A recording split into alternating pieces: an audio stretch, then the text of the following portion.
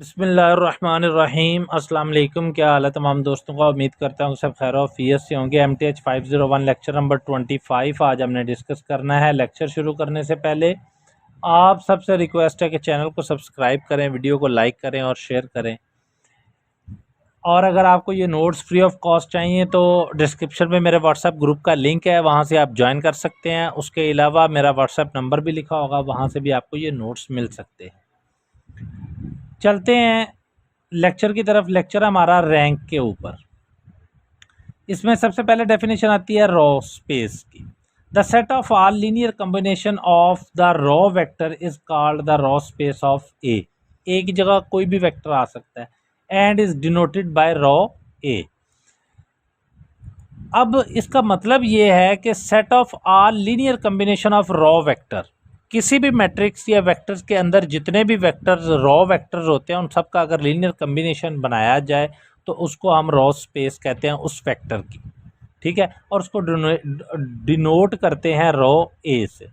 एक एग्जांपल है हमारे पास, एक मैट्रिक्स है जिसमें 4 रॉज हैं और 5 कॉलम्स हैं। ठीक हो गया।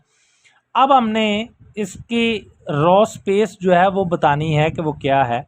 अब हमें पता है कि हमारे पास हर कॉलम के अंदर एंट्रीज कितनी है, 4 हैं, और हर रो के अंदर एंट्रीज कितनी है, 5 हैं। तो जितनी एंट्रीज रो के अंदर हैं उसको हम उसकी सब स्पेस कहते हैं। और ये जो है ये R5 की सब स्पेस में स्पैन करता है। आगे चलते हैं। आगे एग्जांपल नंबर 2 है हमारे पास। एक एग्जांपल है, कहता है let A is equal to this and यहाँ पर R1 हमारे पास क्या है, 2 1 0 है, और R2 हमारे पास क्या है, 3 -1 4। That is row A is equal to span R1 R2। मतलब के R1 और R2 जो है वो मिलकर वेक्टर ए को या मैट्रिक्स ए को बना रहे हैं। अब यहाँ पे वो कहता है we could use the spanning set theorem to shrink the spanning set to a basis. कोई इतना इंपॉर्टेंट नहीं है। अच्छा, आगे चलते हैं। आगे हमारे पास एक थ्योरम आ जाता है। थ्योरम जो है इसकी इसको आप देखें। If 2 matrices A and B, आपके पास 2 मैट्रिसेस हैं ए और B, are row equivalent. Row equivalent कब होंगे, जब उनकी रॉ सेम होंगी। Then the row space are the same. जब 2 मैट्रिक्स ए और बी आपस में रॉ इक्विलेंट होंगे तो उनकी रॉ स्पेस भी सेम होगी। ये फर्स्ट है। इसी थ्योरम की सेकंड स्टेटमेंट में वो कहता है if B is in echelon form the non zero row of B from the basis of for the row space A as well as B. अब वही बात वो कह रहा है कि अगर आपके पास 2 मैट्रिक्स हैं जो कि ए और बी हैं, आपने फर्स्ट स्टेटमेंट के मुताबिक दोनों की रॉ इक्विवेलेंट है और उनकी रॉ स्पेस भी सेम होगी। ठीक है, फर्स्ट स्टेटमेंट। सेकंड, ये जो अंडरलाइन हुई है इसके मुताबिक अगर आप बी को एचिलन फॉर्म में तब्दील कर लेते हो और उसकी नॉन जीरो रॉ जो है बी की, वो उसकी बेसिस बनाएंगी रॉ स्पेस ए की और बी की भी। ठीक हो गया। अब आगे चलते हैं। थ्योरम 2 है। होप सो आपको यहाँ तक समझ आई होगी थ्योरम 1 की। थ्योरम 2 है, वो कहता है if A and B are row equivalent matrices then A. First क्या है जी, कहता है given set of column vectors of A is linearly independent if and only if the corresponding column vectors of B are linearly independent. अब वो कह रहा है कि अगर आपके पास एक सेट है कॉलम वेक्टर्स का, मतलब एक मैट्रिसेस है 2 आपके पास ए और बी, और उनमें सेट एक आपने कॉलम मैट्रिसेस का निकाला है और वो लीनियरली इंडिपेंडेंट है, जबकि मैट्रिसेस जो है वो रॉ इक्विवेलेंट मैट्रिसेस हैं। अब वो लीनियरली इंडिपेंडेंट हैं कब होंगे, जब उसका कॉरस्पॉन्डिंग जो है वेक्टर बी के जो कॉलम होंगे वो भी लीनियरली इंडिपेंडेंट होंगे। इसी तरह a given set of column vector of A forms the basis of column space of A if and only if the corresponding column vector B forms the basis of. वही बात कि अगर आपके पास 2 matrices हैं, रॉ इक्विवेलेंट हैं A और B, अगर ए की जो बेसिस हैं, कॉलम स्पेस जो है वो उसकी बेसिस बना रहे हैं, तो इसी तरह ही बी की जो कॉलम स्पेस होगी वो भी उसकी बेसिस बी की बनाएगी। आगे चलते हैं। आगे हमारे पास है, आगे हम यहाँ पे आ गए। अब वो कह रहा है जी, एग्जाम्पल नंबर 2 है, कहता है basis of raw and column space. Question काफ़ी लेंथी हैं इसके, लेकिन फिर भी चलते हैं हम। कहता है find the basis of the raw and column space of A matrices उसने हमें दिया हुआ है ये वाला। वो कहता है कि इसकी आपने basis for the raw and column space find out करनी है। सबसे पहले इसको सॉल्व करने का तरीकाकार ये है कि find the basis of row space of A, finding the basis for the row space of any row echelon form of A. हम इसको सबसे पहले एचलन फॉर्म में लेकर जाते हैं। ठीक हो गया। अब हमने इसको यहाँ पर इस मैट्रिक्स तक इसको एचलन फॉर्म में ले आए हैं। ये सारा एचलन फॉर्म में लाने का तरीकाकार साथ लिखा है, अगर मैं बताने लग पड़ा तो ये काफ़ी लेंथी हो जाएगा। ठीक है, एचलन फॉर्म में हम इसको ले आए हैं। अब हमने क्या किया, hair theorem 1 implies that the non-zero row are the basis vector of the matrices, so the base vectors are। अब थ्योरम 1 जो है वो हमें कहता है कि किसी भी मैट्रिक्स के अंदर जो नॉन ज़ीरो रो होंगे, मसलन ये रो 1 और ये रो 2 ये नॉन ज़ीरो है, और रो 3 ये नॉन ज़ीरो है, रो 4 जो है ये ज़ीरो है। ठीक है ना। कहता है कि जी जो नॉन ज़ीरो रोज हैं वो उस मैट्रिक्स की या row are the basis vector of the matrix, इसकी बेसिस वेक्टर होंगे इस मैट्रिक्स की। तो उनको हमने R1, R2 और R3 लिख दिया है। R4 नहीं है क्योंकि R4 में सारे ज़ीरो हैं। A and R may have different column space. अब यही जो A है ना, ये वाला, ये A मैट्रिक्स है। ऊपर जो हमारे पास मैट्रिक्स गिवन था ना, उसको A को हमने एचलन फॉर्म में लेकर आए तो हमने इसको R का नाम दे दिया है। कहता है जी different column space, we can not find the basis for the column space of A directly from the column of the vectors. अच्छा, अब ज़रा इस चीज़ को समझ लें।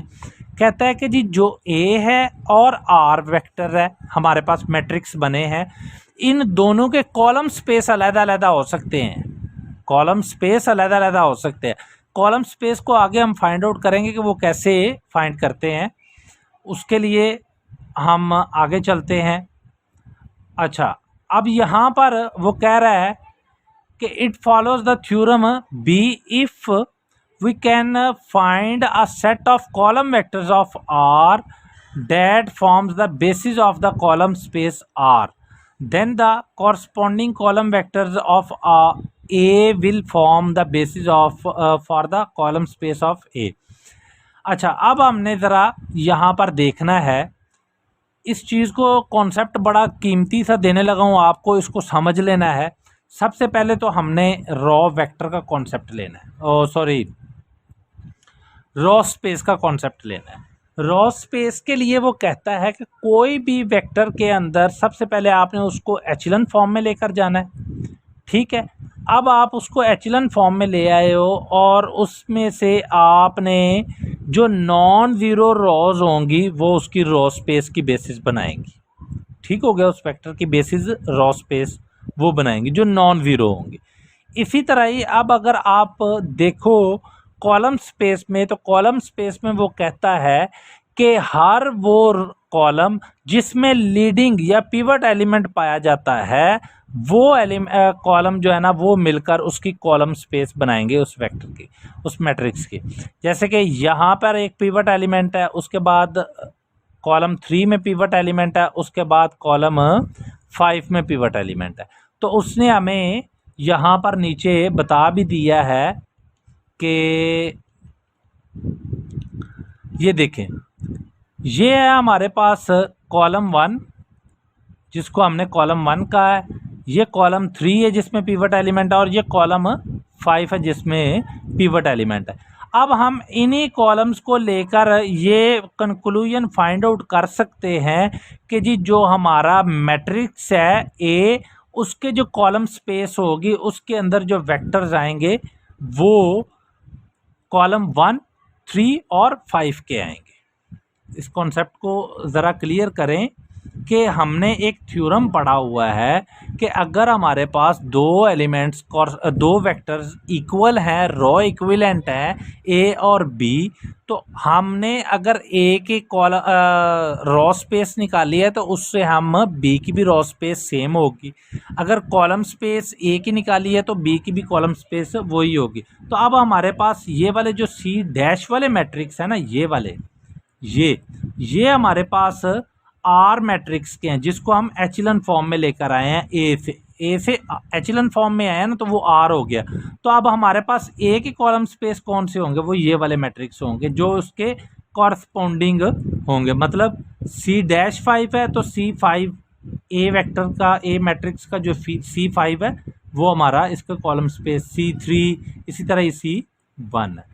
उम्मीद करता हूँ कि यहाँ तक समझ आई होगी। आगे चलते हैं। ये कॉन्सेप्ट थोड़ा सा था जिसको आपने समझ लिया तो काम बन गया।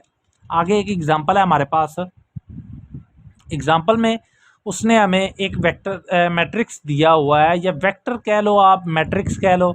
ये आर दिया हुआ है जो कि ऑलरेडी रो एचलन फॉर्म में है, रिड्यूस में नहीं है।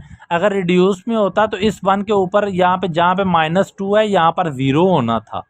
यहाँ पे 1 के ऊपर ये वाले जो हैं ये 0 ऑलरेडी है, लेकिन यहाँ पर 0 आना चाहिए था।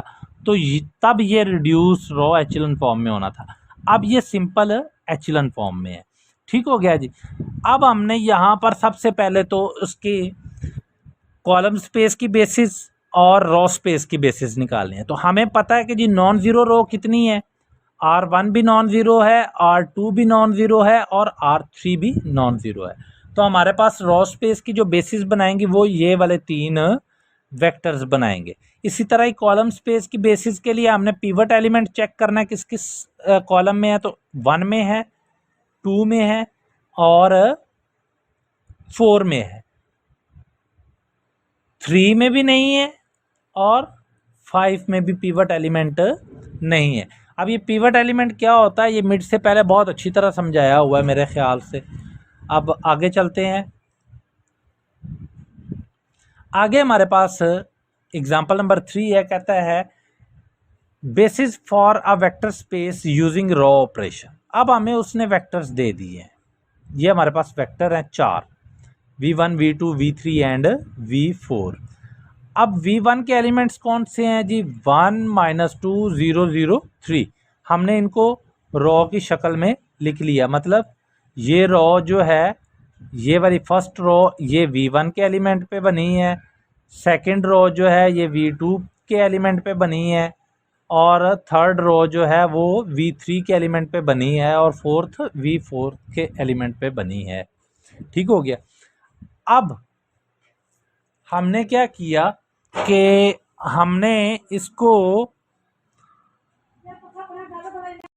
हमने सबसे पहले इस मैट्रिक्स को एचलन फॉर्म में लेकर गए। जब हम इसको एचलन फॉर्म में लेकर गए हैं और उसके बाद हम देखते हैं कि इस मैट्रिक्स को हमने ट्रांसफ़र किया रो एचलन फॉर्म में। अब हमारे पास ये जो है ये मैट्रिक्स रो एचलन फॉर्म में आ गया। ठीक हो गया यहाँ तक। अब हमारे पास जो नॉन ज़ीरो रोज़ हैं वो कितनी हैं, ऊपर वाली 3 रो ऐसी हैं जो नॉन ज़ीरो हैं। तो फर्स्ट रो को मैंने W1 का नाम, सेकंड को W2 और थर्ड को W3 का नाम दे दिया है। अब ये रो जो है ये वेक्टर कितने बने हमारे पास, 3 वेक्टर बन गया ना, W1, W2, W3। तो ये रो स्पेस की बेसिस बना रही हैं। अब हमने ये बताना है कि जी जो हमारे सब स्पेस या रो स्पेस की बेसिस है वो कौन से जो है वेक्टर स्पेस उससे बिलोंग करते। तो हमने ये देखना है कि इसके अंदर एलिमेंट्स कितने। फर्स्ट के अंदर भी 5 एलिमेंट हैं, थर्ड के अंदर 2, सेकंड के अंदर भी और थर्ड के अंदर भी 5 ही हैं। तो ये R5 से बिलोंग करता है।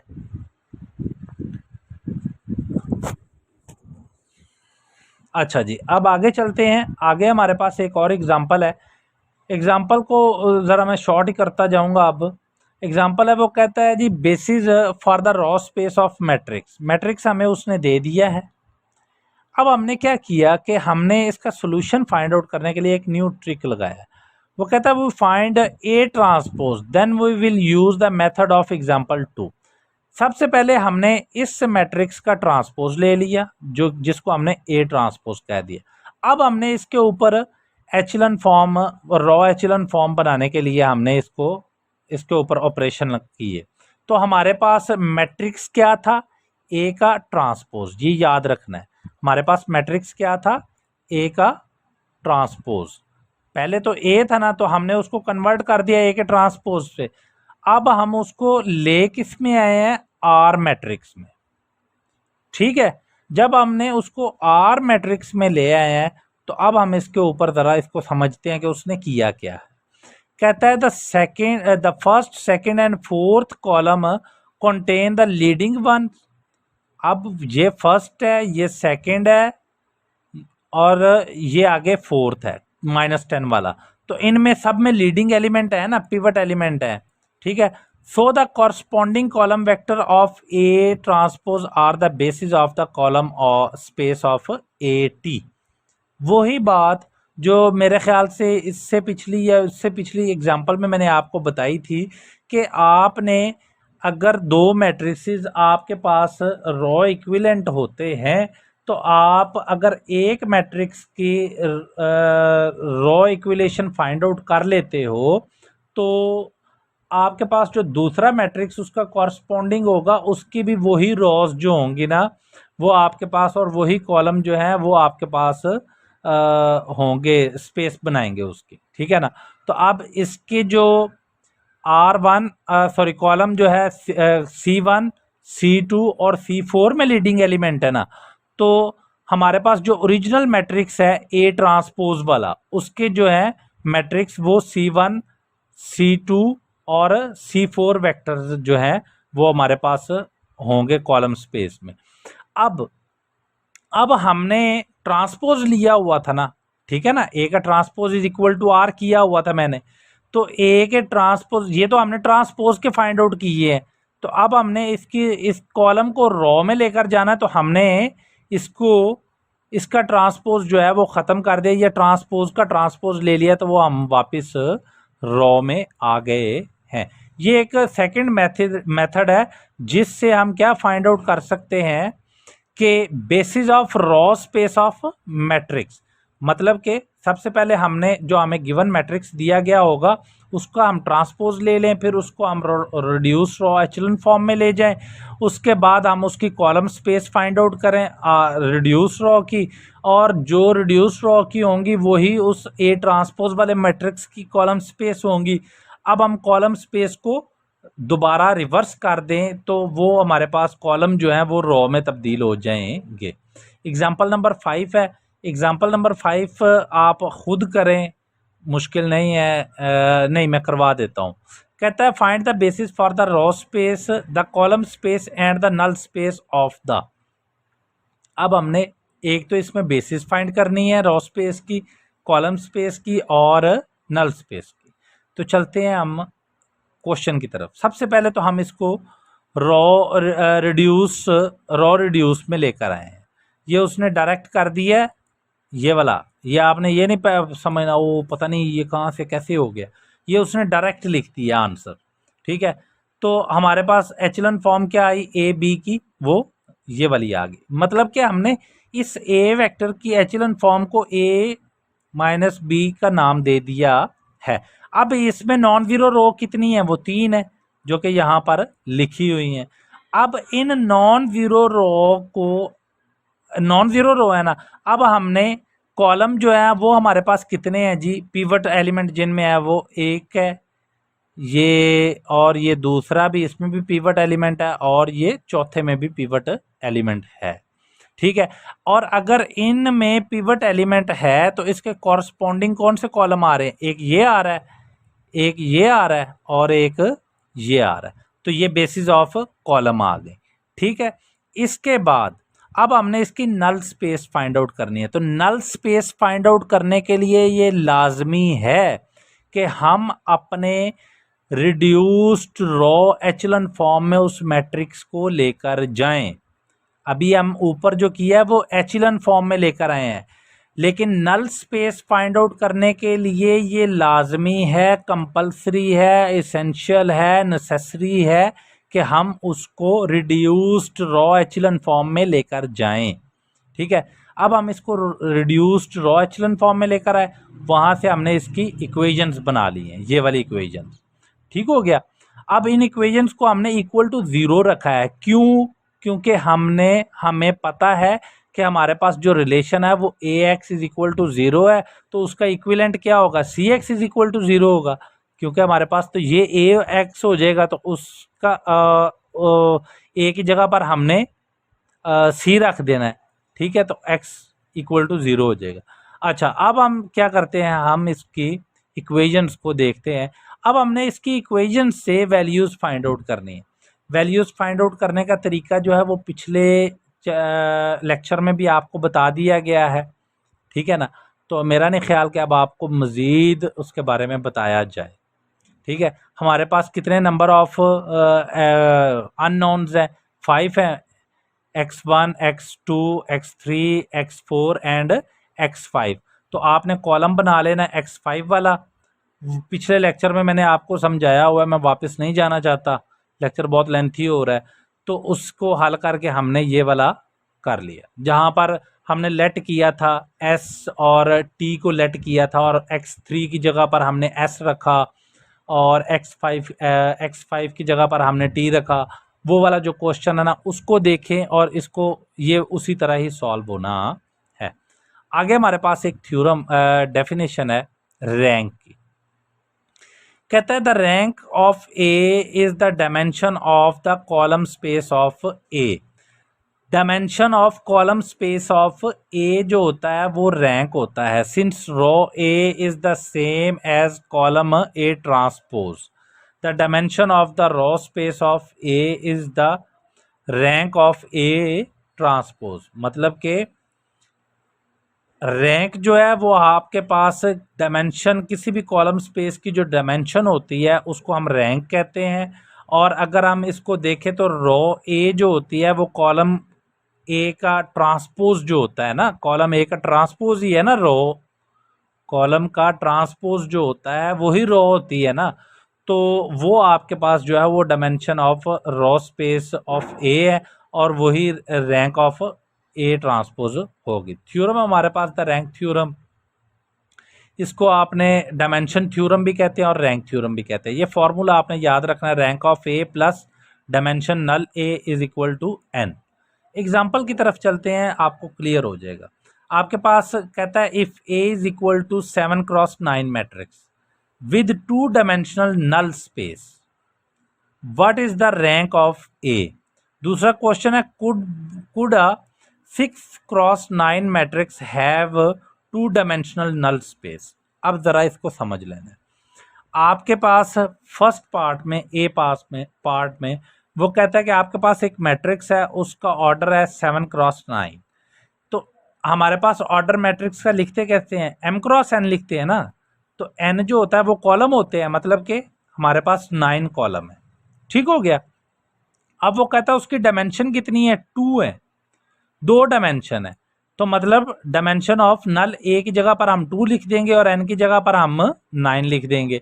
तो रैंक फाइंड आउट करने के लिए इस 2 को दूसरी तरफ ले आएंगे। इसको ज़रा मैं आपको क्लियरली बता भी देता हूं। ये देखें, यहां पर इसको हमने फाइंड आउट करना है। ये एक सेकेंड, ये इसको हमने फाइंड आउट करना है। ठीक है, और हमारे पास नल की उसने वैल्यू दी दी है 2, और ये वेक्टर उसने जो बताया हुआ है, मैट्रिक्स उसने जो बताया हुआ है, उसमें n की वैल्यू क्या है? 9। तो रैंक किसके इक्वल आ जाएगा? 2 इस तरफ आके माइनस का हो जाएगा, तो आपके पास रैंक जो है वो 7 आ जाएगा। ठीक हो गया। उम्मीद है कि ये समझ आई होगी। अब जरा दूसरी तरफ आ जाए, सेकंड क्वेश्चन पे। कहता है if 6x9 matrix call it be had two-dimensional null space, it would have a rank 7 by the rank theorem, but the column of B in the vector is R6, and so the dimension of column B cannot exceed 6. मतलब कि इसके जो 6 से ऊपर इसकी जो dimension है ना वो नहीं जा सकती। क्यों नहीं जा सकती? Row is equal to column transpose, ये ऊपर आप पढ़ के आए हैं, कॉलम का ट्रांसपोज जो होता है वो इक्वल टू रो होता है, इस थ्योरम को यूज करते हुए। उम्मीद है समझ आई होगी। एग्जाम्पल नंबर 9 है, find the rank and nullity of a matrix. वही काम किया हमने, सबसे पहले इस मैट्रिक्स को रिड्यूस्ड एचलन फॉर्म में लेकर आए, फिर रिड्यूस्ड रॉ एचलन फॉर्म में लेकर आए। ये जो है ये इसकी रिड्यूस्ड रॉ एचलन फॉर्म है। अब हमने इसकी इक्वेशंस बना ली। इक्वेशंस बनाने के बाद ये वाला वो काम है जो मैंने आपको कहा था पिछले लेक्शन में, मैंने आपको पढ़ाया हुआ है, ये वाला सॉरी ये वाला जो है, ठीक है, ये किया। उसके बाद अब हमें पता लग गया कि हमारे पास इसको हमने मैट्रिक्स फॉर्म में लिख लिया, 1 2 3 और 4। अच्छा, मैट्रिक्स फॉर्म में नहीं लिखा। अब हमने क्या किया कि हमारे पास जो मैट्रिक्स ए है उसकी नलिटी कितनी है जी, हमारे पास आ गई 4 आ गई। मतलब कि जितने वेक्टर्स हमने फाइंड आउट किए हैं ये वाले, ये कितने हैं? 4 हैं। ये वेक्टर्स जो हैं ये हमारे पास 4 हैं, तो नलिटी आ गई 4, ठीक है। अब जब नलिटी हमारे पास 4 आ गई है तो rank is equal to nullity, rank plus nullity is equal to n होता है। एन हमारे पास जो है वो ऑलरेडी जो है वो रैंक भी हमें पता लग गया और नलिटी भी पता लग गई। रैंक इसका 2 आ गया और नलिटी इसकी 4 आ गई। रैंक 2 कैसे आया इसका, ये देखें, इसमें नॉन ज़ीरो रो कितनी है? 2 है, तो यही इसका रैंक है, ठीक है। सिंपल सी डेफिनेशन है रैंक फाइंड आउट करने की कि जितनी भी आपके पास रिड्यूस्ड रॉ या रॉ रिड्यूस्ड एचलन फॉर्म में लाने के बाद जितनी भी नॉन ज़ीरो रो होंगी वही उसका रैंक होता है।